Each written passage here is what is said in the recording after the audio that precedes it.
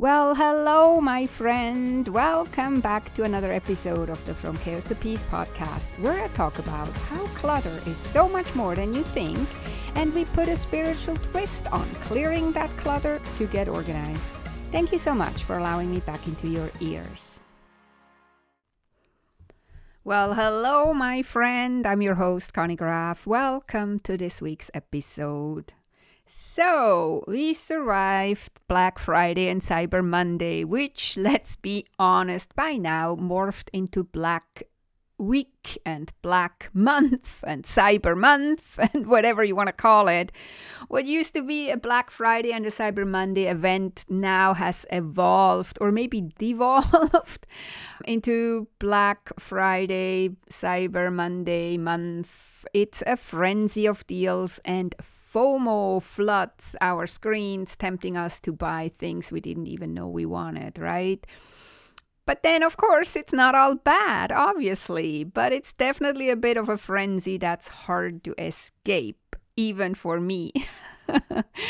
And just a quick side note, I myself had a Black Friday Cyber Monday offer and you might be wondering, isn't having a Black Friday Cyber Monday offer and helping people declutter their lives and businesses a big contradiction?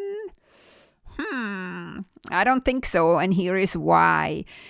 As I've mentioned many times before, I'm not a minimalist. I see myself more like an essentialist and also a pragmatist. I also am not against having things or buying things. In fact, it's in our nature to accumulate things. We need clothes, furniture, bedding, gadgets. It's only when it gets out of hand, when the things own you instead of you owning the things, that's when it becomes a challenge, when it becomes a problem. That's when you might have to become a bit more aware of it and do something about it. Also, my Black Friday offer wasn't about adding more clutter to your life. It was about giving you the tools to let go of the mental, emotional, and physical clutter that might already be holding you back. And because, let's face it, having the right things, not the most things, it's what makes life and business flow, at least in my opinion. Also, with my message and what I teach and what I coach on, that doesn't mean you can't go and hunt for good deals or take advantage of sales, especially since I myself buy things, of course. And again, I'm not a minimalist. I hunt for good deals, but I'm not just hunting for any deals. I don't take just advantage of any deals. I'm a bit more intentional, and you will hear about that later. And so my goal is with this podcast and with my general message that I'm talking about, also when I'm on other people's podcast, I want to talk to you about how to help you get things flowing in your life, which what I mean with that is how to let go of things you once loved and used, but you no longer love and need now. How to stop clinging on to things that hold you back. How to understand how much easier life becomes, not necessarily with less stuff, but with the right stuff for the phase you are in your life and in your business. I can't speak today. And also, again, to be more intentional with what you let into your life and into your business. I often say we need boundaries, but with boundaries, I mean different boundaries, not what normally people talk about boundaries. But again, like to be more intentional, what we let close to us, what we let into our life, right? So that kind of boundary. Because it's not just about the stuff we buy, it's about the why. So are we buying out of intention or because we're swept up in the atmosphere, like swept up in the Black Friday, Cyber Monday frenzy? And that's where my work really comes in, where I'm helping you focus on what truly matters to you, what truly serves you, and how you can make the best decisions along that line. Because I want you to be intentional about what you surround yourselves with and make sure it supports your mission and your goals, and it supports your life, and it makes your life easier, not harder. A lot of clutter makes your life so much harder. Living with less clutter makes your life so much easier.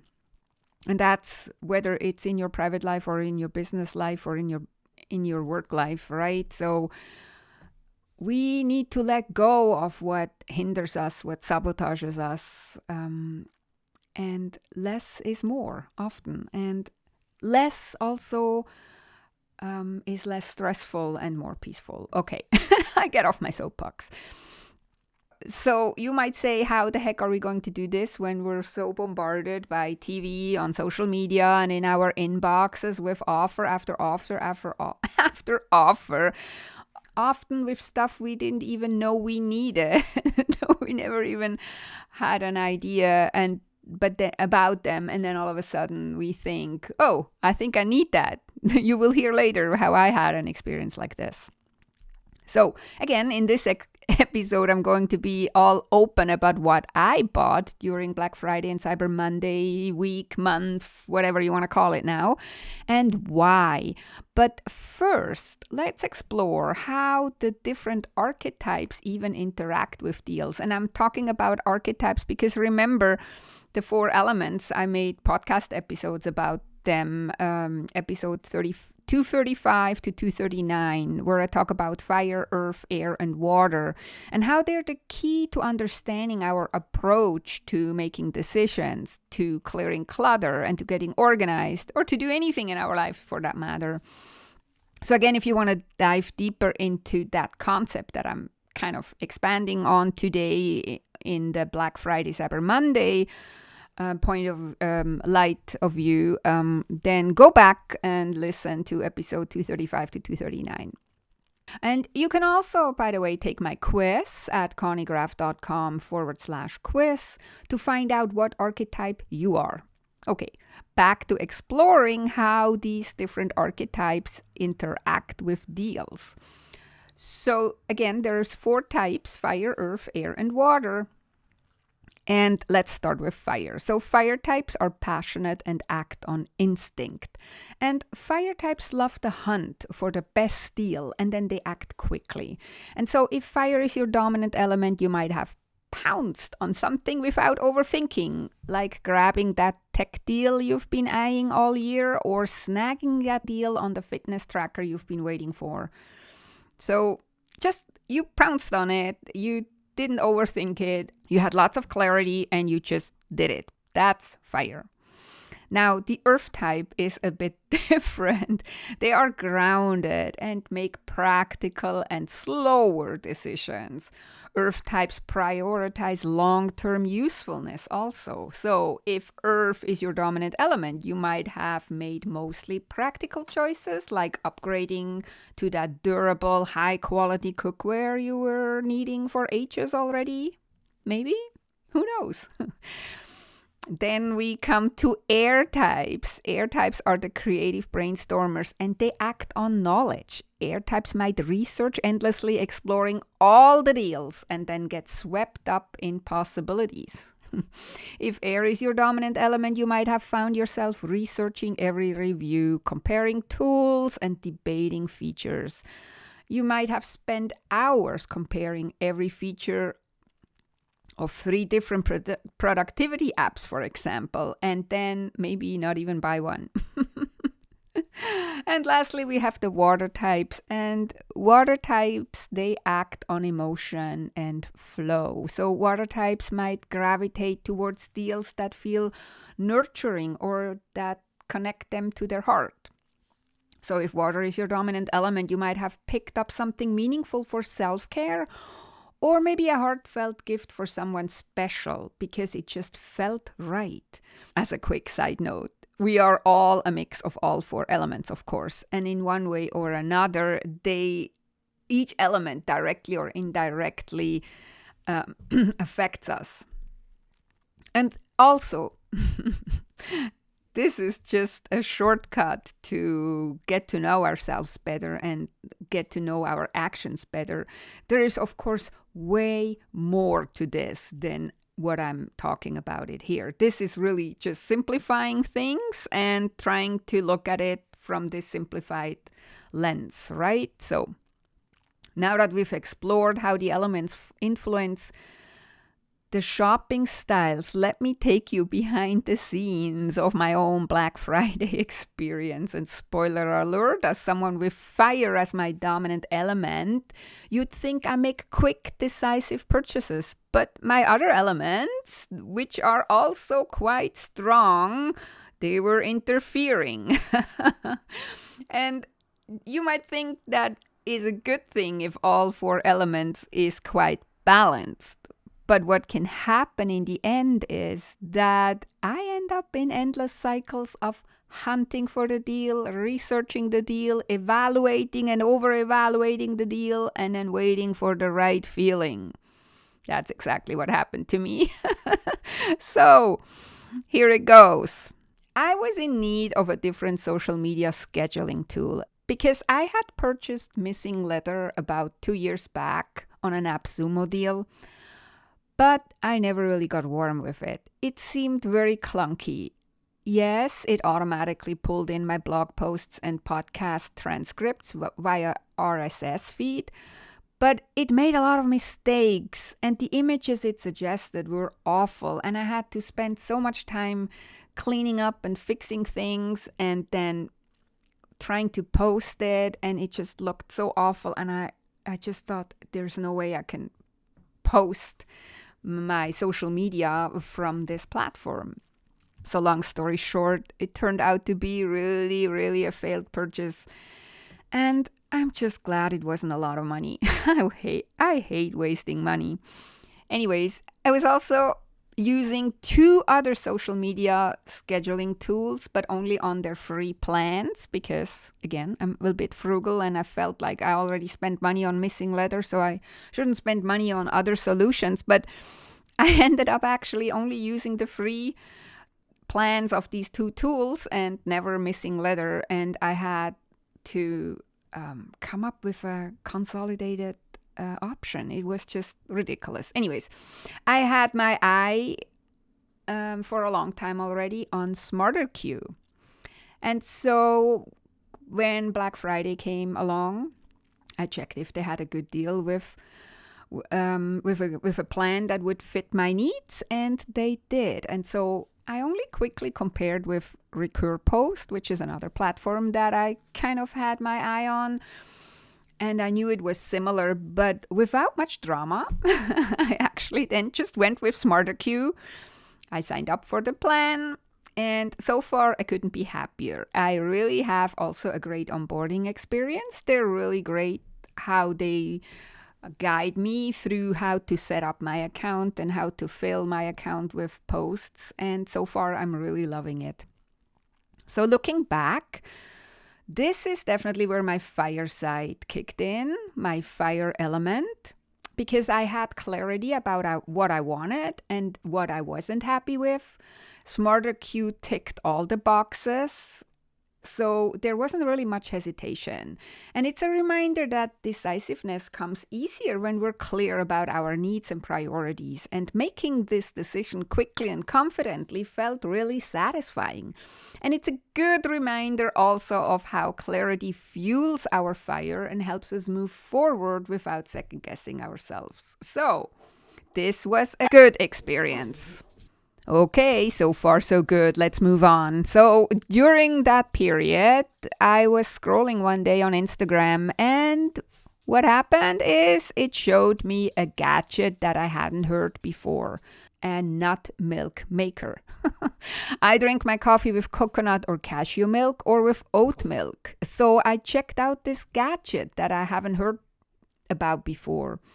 But right away, I was put off by the high price. I didn't want to spend that kind of money to begin with. And this is an interesting example, as this was not something I had my eye on at all before, and still I felt drawn to check it out. I felt drawn to figure out nut milk makers. And even though I didn't even knew or realized before that I needed, and I needed with air quotes, right, a nut milk maker.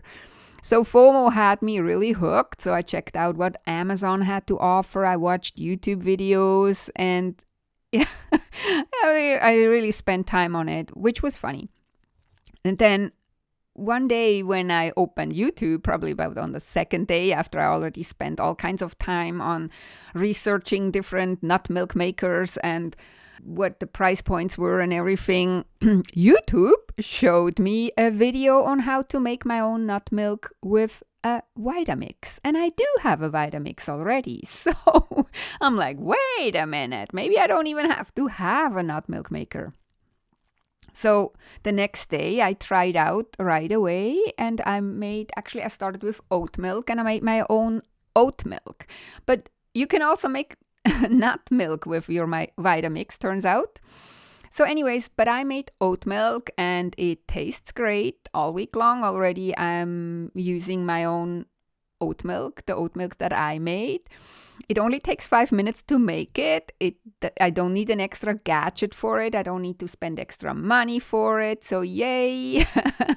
And I'm, of course, somebody that, because I have a small kitchen and I'm very clutter conscious, I'm so happy I have found another use for my Vitamix that is actually standing on my countertop, taking up space. So, looking back, this experience showcases, while the idea of a nut milk maker seemed really enticing at first, it's ultimately being aware that we're led by FOMO and that our decision making actually shouldn't be led by FOMO. And also we can ask ourselves, don't I have already something similar or something in my household that I can use to do what this new gadget, in this case, claims to do? So we can always ask ourselves, do I really need it? Will it really add value in the long run? In this case, or in my case, my Vitamix already serves this purpose, and I have it for over 10 years, I'm pretty sure. And so I just found another use for it, which is really awesome. So I can save space and money by not buying a nut milk maker. A real win-win. And also here, I feel very grounded in my decision. And a reminder that sometimes the best purchase is the one we don't make, or the best purchase is the one we already made, and we realize how good of a purchase that was. So, okay, now let's move on to the next deal that I jumped on. This was a bit of an adventure because I was also in need of a better password manager. And at first I thought I really exactly knew what I needed. But when I dove into researching all the options, I was hit with a whirlwind of features, comparisons, and reviews. And there are so many password managers out there, each claiming, of course, to be the best. And I spent days reading reviews, watching review videos, and comparing every tiny detail about encryption levels, user interfaces, legal jurisdictions, and all the added extra tools each plan offers. And I kept coming up with more questions, and every answer led to even more questions and more options, which led to more questions. And I was constantly asking myself, what if I miss the best option? What if there is a better solution that I haven't discovered yet? What if I don't ask myself the most important question? I was really, really, really running in circles, unable to pull the trigger and make a decision. To the point that I almost missed out on the great deal these platforms were offering because I couldn't break free from my research misery. And trust me, it was misery.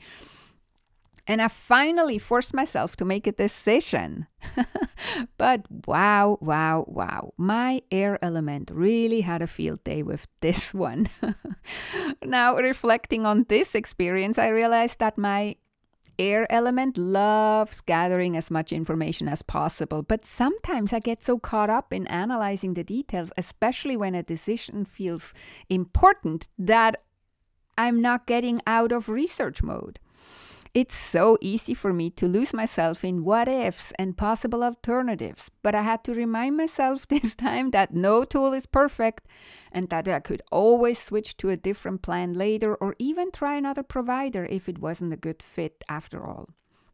But again, my air element loves to be thorough. But I have to learn to accept that there will be never a perfect answer, never a perfect tool, never a perfect solution. And that sometimes good enough for now is what I need to focus on.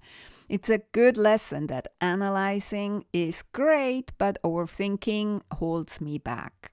That I could either continue spinning in circles or trust myself that I have enough information to make a decision and move forward. After all, decisions are not set in stone.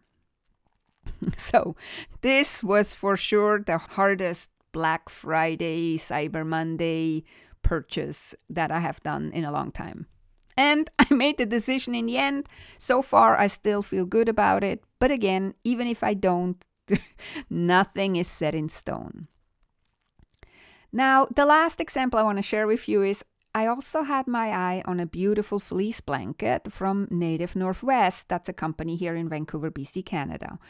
They had a great Black Friday deal going on this blanket that I really have my eye on for a while already. And I had the page up on my screen in my Chrome. I had the tab open for, I don't know, days, but for some reason, I was just humming and hawing on it. And it was not even that it was a lot of money. I really don't know what my problem was. I know I want a blanket. It's a good price. Even the regular price is a good price. And then the sales price was even better. And still, I ended up not buying that blanket.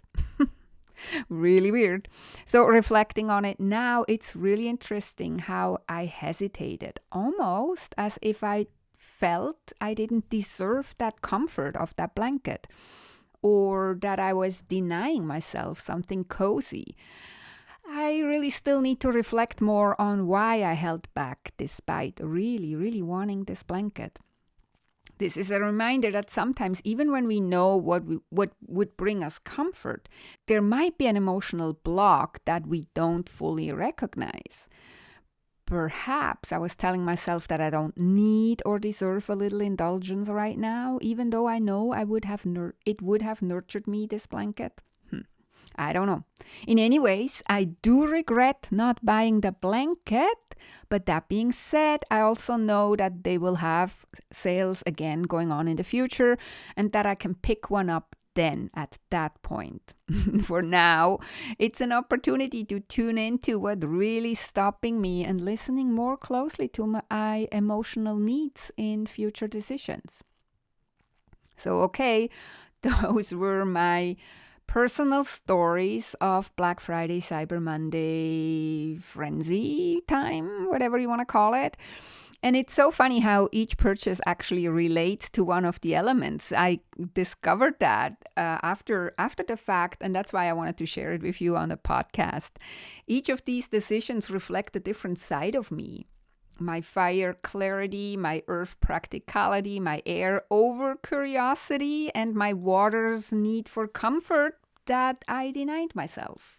For whatever reason, I still have to figure out. But now enough about me. Let's tie it back to the overarching theme. It's really fascinating how understanding these elements can help us see our buying patterns and our decision-making processes more clearly. And that's the beauty of using the elements. They're not about boxing yourself in or restricting you, but they're about gaining insights and then to make more intentional decisions in the future. So here is how knowing your organizational personality can help you guide your decision making in general, and for sure in chaotic situations like Black Friday or Boxing Day, which is coming up, right? And if your dominant element is fire. As a fire type, you need a plan to avoid impulsive purchases. As fire types, we can be very impulsive, but as long as you have clarity what you really want and a plan, you can be as impulsive as you want. Like me with SmarterQ, I kind of knew I was just waiting for the right time for the right deal and I could jump on it. As earth types, we need to ensure that we're not only thinking of practicality, but that we are also thinking of practicality, and that we are taking into consideration all the options that we have already present, that we already have bought, like all the tools we have already. Maybe we have a tool that already serves the purpose of whatever we want to purchase now. Because as an earth type, you don't want to spend extra money on something that you didn't have to, right? So that would be one thing, how to prevent that. As an air type, you need a deadline to stop researching and overanalyzing, or you're actually risking out to miss the deal. And that's what almost happened to me. I almost missed out on the deals because I couldn't get out of research misery. And if water is your dominant element, you benefit from setting boundaries and avoiding buying emotionally motivated, let's say like this. So as water types, we can often just listen to our feelings, or if we're emotionally down, we just buy something just to have something because that makes us feel better.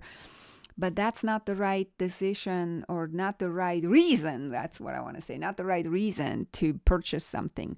But on the other hand, as you can see on my example, you also need to be aware when the other elements like fire, well, not so much fire, let's say more like air and earth, hijack our decision making and deny us to buy something that we would really love having, or that would make us feel cozy, like in my case, the blanket, right?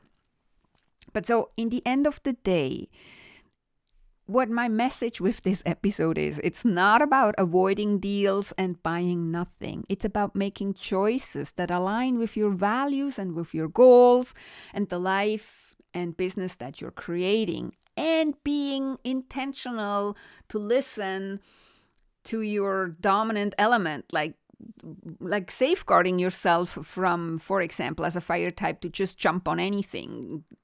You need clarity to be able to jump, right? So give your fire element the clarity. And as an air type, you need to be mindful that you need to stop researching at one point and make a decision, right? So that's kind of the point of this episode. And then go ahead and take advantage of these awesome deals that they offer us, right? There is another time where deals are coming up. Like I mentioned already, Boxing Day will be another one where we can actually jump on deals. And the more we are clear on what exactly fits in our life, what we really need, the less we make wrong purchases or redundant purchases, right? And then every purchase can feel like a win, not just on Black Friday, but every day of the year, every time you buy something. So to end this episode, I want to encourage you to reflect on your Black Friday, Cyber Monday purchases. Reflect on what your purchases say about your organizational archetype, and how you can apply those insights that I just shared with you to your purchases, and to your purchases that you're gonna make in the future. I'd also love to invite you to share your Black Friday experience with me. I would really love to hear what your dominant element is and how it influenced your shopping experience. And if you don't know your dominant element yet, I invite you to take the quiz at connygraf.com/quiz. That's Connygraf, CONNYGRAF.com/quiz, where you can discover your organizational archetype. And you can also listen to the episodes 235 to 239, where I go into detail about each element and how my framework basically works. Okay, my friend, that's it for today. Wow, I talked for almost half an hour. Crazy. I hope you found value in this episode. I stop rambling. Have a beautiful and amazing week. Talk to you next time. Take good care. Bye for now. Hey, Conny here, your host. Thank you for listening to the podcast today. you can now take my brand new quiz and discover your inner guide and animal ally. So if you're here because you want to understand why you struggle to clear clutter and you'd love to discover the number one thing holding you back from getting and staying organized, then take my free quiz. Head over to www.connygraph.com/quiz, answer a few questions, and learn about your organizational personality style. With the insight into how you tick, it will be so much easier for you to move from chaos to peace in your life, business, and finances. You find the quiz at connygraph.com/quiz.